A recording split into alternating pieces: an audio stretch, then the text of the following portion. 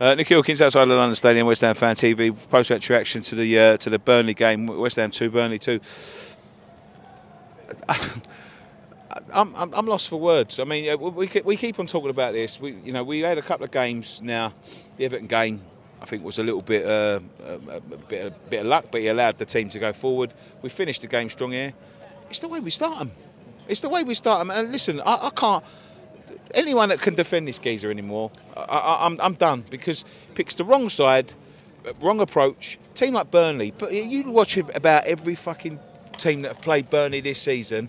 They get hold of them, they strangle them, they kill them off early, and they ain't got the answers to it. We don't. We just allow them to come in and play. The only team that were doing the strangling in that first half was Burnley. I mean, they dominated the possession. To be honest, if you'd have said one of these teams is in the bottom three, you would have thought it was us, the way we started the game. The players, they didn't look interested. There was no pressure, there was no pressing. It was so frustrating to watch. Freiburg was all about game management. Moyes' game management today was actually good, but it was too little too late. It was how we started and how we approached the game. He dropped Alvarez. If Alvarez is fit enough to start, then start him and get the game won and bring him off early. I mean, with the second half, the way we played the second half, the changes we made, that's the sort of football that we're saying we should be playing against teams like Burnley. No disrespect to we started. They're in the bottom three. You should be looking to beat them. We started like that at Brentford. Yeah. We started like trying right 2-0 up in 8 minutes. Yeah, in 8 minutes, right? A team like Burnley, you see that. I mean, even our first goal, it was a mistake by them. That was from pressure. From pressure. Yeah. And that is what we don't do to teams. We never put pressure on teams. No teams, not just Burnley, but nothing. No teams like that. You cannot, and I mean this with all due respect, right? And I mean this with all due respect to Burnley. Burnley have earned their place in the Premier League. They're bottom of the league. They're going down. You can see their fans today didn't make a peep. You know what I mean? Even when they scored. I didn't even realise they scored the second goal. Do you know why? Because they're not used to it. No belief. They're no belief in that team. They've absolutely consigned themselves to going down. They've had enough of the Premier League. They've had enough of this. We've had enough of that. What's the matter? But how can you? We've put out a midfield of Souček, Ward-Prowse, and Calvin Phillips against Burnley. Where is the intention there? You've got Paqueta, who can play in that midfield, and you've got Antonio there, who I don't think he's anywhere near his best, but he's an attacking player. Like I said, you've got Alvarez. Like, I want to know what the thought process was. What is the approach of like? The problem is, and this is you see this in a lot of the first half, and this is where we're going wrong again. We went into the same trap as we did before Kudus and Bowen were back. Ward-Prowse was playing on the left wing. Paqueta went in the middle. Yeah, and he's been pretty ineffective, let's be honest, since he's come back. He gives a little presence, but he's been pretty ineffective. Went in the middle, he went out on the left wing. Exactly the same as what happened against Arsenal. Exactly the same. Got nothing on. Ward-Prowse, for all of intents and purposes, this is not his game. What he does for Southampton, what he's made a career of, is picking the ball up early, looking for a runner and pinging it over the top. He's made a career of it, made a very good career of it. Should have been in an England place because of it. He's not doing that here because he's too far up the pitch. Yeah, it's too far up the pitch, and there's no fucking runners. Yeah, you want him on the like you say, he picked the ball up off the back. Anything that he's been good at, you see him in the first half. Anything that he's been good at in the past, it's been coached out of him by this clown. And I mean that with the greatest respect. You see it. He picked up the ball with the greatest respect. No, he picked up the ball. As he's going through the first half, he could have played it straight through to Bowen, who was running through on goal. He didn't. He turned back. He went backwards. Every time you see him do that today, and people were having a go at him, at the beginning, because he's turning back and playing the ball backwards. Any time. And that's the thing. The one thing that he usually gives you is his pressing, which we saw against Spurs away. Him and Bowen pressing. That's how he's winning. He wasn't giving it. There was no pressing. The amount of times where the goalkeeper, you just put a bit of pressure on, try and make a mistake out of him. They're not doing it. I mean, the second half, when we had people playing where they should be playing, and the players that in the right positions. Even that, great. I just think if we'd have started like that, we'd have won that. We'd have suffocated them. We'd have been 3-0 up in 20 minutes. Game done. Take your players off. This has been the gripe, hasn't it? That whether we're playing Man City or Burnley, we set up the same way. But why can't we do this, right? And this is what I was thinking today, right? What does he do really? He shuffles around with the defensive players. Why not take one of them defensive players out and put an attacking player on? I mean, look at what Danny Ings done today. Danny Ings, even before He's been unceremoniously dropped against Sheffield United. Was playing his best football for us. Yeah. He was saying in interviews, he's got to have minutes. Danny can do things. We can see Danny can do things. Well, he's got to be on a fucking pitch to be able to do them. Yeah. So why not drop, let's say a Calvin Phillips and put Ings up top. Drop Paquetá in the middle where he can pick it up deep. Why don't he do that? Yeah. You know what I mean? Why has it always got to be shuffling around the defensive players? You know, at one point, again, I forget who it against, I think it was Bournemouth, he put 4 defensive midfielders in there. That was his experiment. Why not experiment with a bit of fucking attacking intent? Yeah. I've literally had enough of him. I've had enough of coming over here. I went to Freiburg on Wednesday. I got back yesterday. I've opened my eyeballs today, and I've had to come here to watch that shit again. Yeah, and people say it's entertaining. It's entertaining. Oh, of course, it's entertaining. But I'd be more entertained if we was whopping these 8-0, because that's what you should be doing. No, but the thing is, to me, with that second half, is objectively maybe as a neutral, that's entertaining. But when you're 2-0 down to Bournemouth, it was frustrating. It's Burnley. Yeah, Burnley. And it's frustrating. And that's due respect to Burnley. Well, but they're in the bottom 3. You should be expecting to win. We can't clarify due respect, because they know. Even they know. Like I said, they know their shit. Right, they've accepted they're going down, and to me that is what sums up a Moyes team. It's frustrating, and it's not about results and we should be in the Champions League and we should be winning the FA Cup. It's not about that. It's about the fan experience when you come to watch your team and you come to these sort of games. What are you getting? Dan, you're getting so angry, you're getting out of breath there. Just calm down. Listen, have a breath. Go on. No, he's right. It's 100% right. Come on, Graham. Give us your positives, Graham. I agree. It's frustrating. The football. I mean, against Brentford, we proved we can play it. Second half, we proved we can play. So why can't we do that every week against the teams around us that you should be looking at? Because he has not got, and I mean this respectfully again, right? Because I do respect the man. It might not sound like it because I'm so frustrated, but I do respect the man. I respect the man from where he brought us. I respect the man from where he's took us. But he should have left us there and let the next person take the carriage take the reins and go. Because what he's doing now is he's tarnishing his legacy. Yeah, people are fucking sick of this football. You know what I mean? When we was winning, we put up with it. Nobody liked it, but we put up with it. Yeah, but it gets to a point where you have to evolve. You have to evolve the way you play. Yeah, that is not evolution. That is scrapping for points at home against the bottom of the league.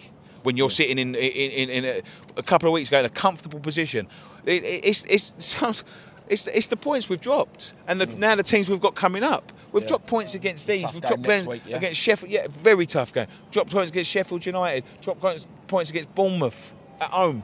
Yeah, you know what I mean. We've dropped points against. Who else did we drop points against? I mean, we didn't drop points. Everton at home. Everton at home. A dull 0-0 against Brighton. Yeah, it's just not good enough here. It's not good enough, and it's the way we approach the games. Listen, you watch Burnley. I watch Burnley a lot. I watch Burnley because they're normally getting tonked. There's goals in the games. It's the fucking first game that comes on when you fucking click on YouTube because there's been 6 goals gone past them.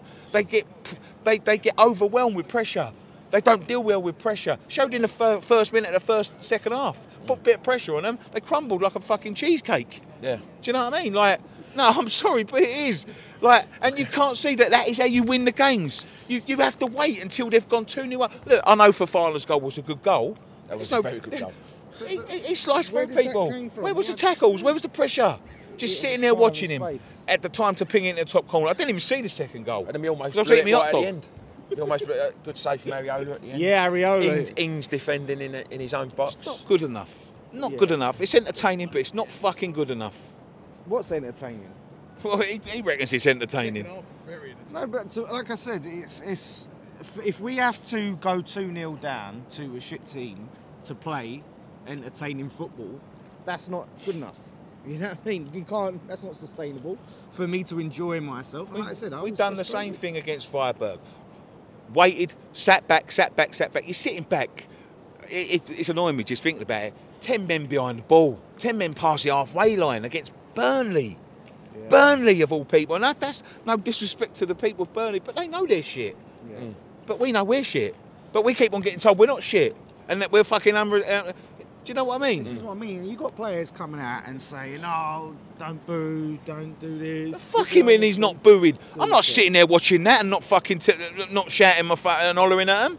Because they need to know. They need to know that this shit, that ain't good enough. That's not what I pay my money for. I pay a lot of money travelling around fucking Europe. Pay a lot of money travelling around the fucking country every week. For someone like Thomas Suchek to do and go, well, don't boo. Yeah, it's all right for you, you cunt. You get fucking ferried around in a first class fucking travel. I don't. I've been sat in fucking Frankfurt for a fucking day because I watched that shit, and I've come in and watched that shit again. I've had enough of it. I've literally, I've had enough. I've had enough. Your voice, you're going all Ian Bill. Yeah, I know. You take them on. Calm down. We've got nothing. Face that way from Yeah, I've got nothing. no, he's right though, because listen, at the end of the day, I find some of these players so soft when it comes to like their mentality to sit there and cry about fans booing. We have every right to voice our displeasure. I mean, you should look at yourself. It's frustrating when you hear pundits going, well, West Ham fans. It's like we don't have the right to an opinion about our own club. No. It's... We have to just be happy with whatever we get. And that's what it comes down to. And, you know, if we see there and you come against bottom of the league and you're seeing your players not giving everything to try and win, you're seeing a negative approach and it's half-time, you're 2-0 down, what are we supposed to do? Clap? You know, at the end of the day... No, it's at the end of the day, it's down to them to make me want to cheer. Yeah. I ain't got to come here and by default cheer. If I don't like what I'm seeing, I'm not fucking cheering it. Yeah, that's the thing. Like when they say, "Oh, we need a crowd to get behind us," give us something to get behind. Yeah. No, don't worry about that. Why don't you get behind the fucking football and do what you're meant to do, and that's score goals. You paid a lot of money. Yeah, you paid a lot of money to. Don't tell me who's paid 18 fucking quid to travel to Freiburg that I've got a fucking cheer louder. Otherwise, you can't fucking get. You're earning £100,000 a fucking week. If you can't fucking do that, why I'm fucking not cheering, then fuck off and let someone else do it. Because there's a lot of kids out there that would fucking that would love to do it. If that is your excuse why you're not playing well, because Nicky Hawkins booed. Well, I paid my fucking money to come here. If I want to boo, I'll fucking boo. I'm glad to see that little call-off period works for you there. All right, I've just had enough of starting. Listen, the players have got as much to fucking, you know, mate. They've got to sit down and have a fucking good hard look. You know what I mean? Like some of them weren't good enough today. A lot of them weren't good enough today. No. You know what I mean? I But didn't see it's not helped. It's not helped by the way they're told to play. Like I say, it's frustrating that it takes to go 2-0 down before they get the thumb out their arse and start performing. It's pathetic. Yeah, but that's what I mean. But we made changes after. That's the one thing is I'll give Moyes credit for is He made the changes early, like half time. Yes, couple he of made changes. changes They were early. positive. Make the changes early, mate. There'd have been a fucking. They were positive If changes. they'd have gone 3-0 down, it'd have been like 6 years ago. I thought Antonio Ings coming on give us a bit more energy up front. Ings was brilliant. We think he was scored brilliant. one, had one disallowed it, the ball. He could have had a hat-trick. Antonio's a frustrating player for me. But he come on today and he looked like he was up Listen, for it today. Yeah. You look at it, but look at the game. Look at the game. What we're doing all the way through the first half. The only things we're doing, pinging them hard, pinging them over the top. You seen the size of Burnley's defence? That's what I mean. We're never going to win nothing like that. We're going to win nothing like that. What's he do? Bring Antonio on second half. Antonio should have been starting this game. And this is what I'm talking about, game management. Change it up. Look at what you're playing. Have a little fucking think about it in a week, thinking, well, they're 6'4", them defenders. Yeah, is it going to work? Bowen? Of course it's not. Of course it's not. That's a game for Antonio. Simple. It's a game for Antonio. It doesn't take rocket science. You know what I mean? If you're playing someone a little bit smaller, Bowen's fine. We were playing long balls to Bowen, and They were back like they were just eating them up, weren't they? You know, it was bread and butter to them. It was bread and butter to them. Kept doing it. But listen, if he wanted to play him because of the pressure, fine. Yeah. But we weren't putting no fucking pressure on. So what's the point of playing him? Might as well play Antonio, who can actually get his body in between a 6'4" defender and have a chance of winning it. Do you know what as well? It doesn't take rocket science. I could manage that team.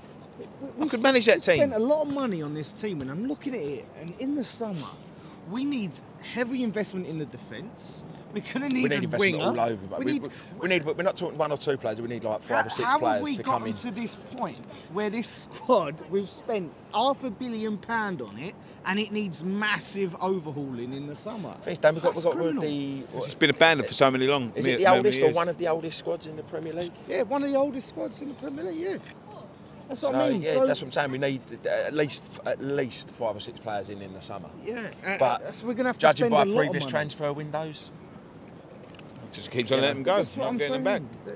Yeah, it's been an absolute, it's been a waste. just I because think. like, This is the main and bones about it, right? And I want to be proven wrong. This is the beginning of the end.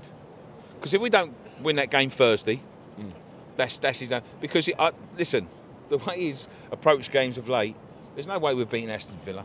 There's no way we're beating Tottenham here. There's no way we're beating Newcastle away. And there's no way we're beating Brighton again. No chance. Yeah. So he's got to do something. He's got to put all his eggs in that Europa League basket again. Yeah. Again this season to even have a chance of saving his job.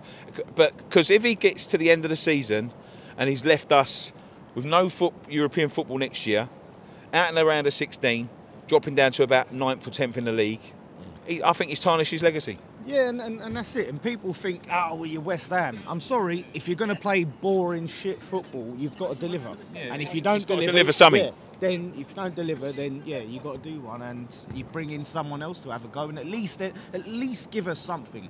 You know what I mean? If you're going to entertain us, then okay, we can maybe accept falling short.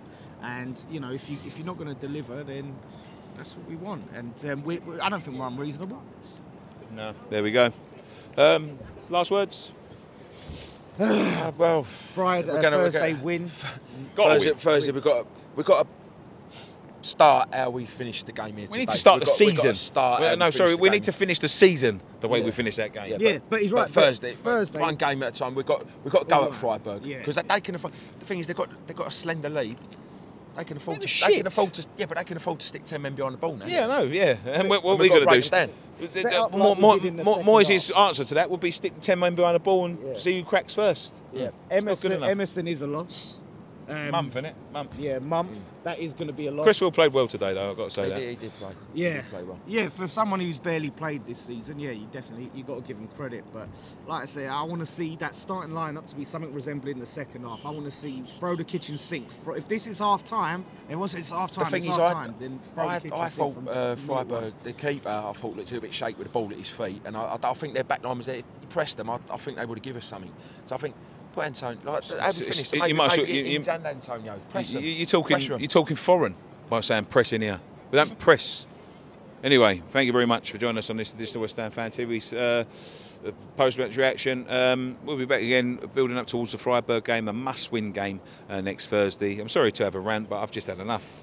I'm tired. Feel better for it? Yeah, I do feel a little bit better. Yeah, I'm tired. I'm fed up. And hopefully there's some light at the end of the tunnel. But thank you very much. One thing left to say, come on, you irons.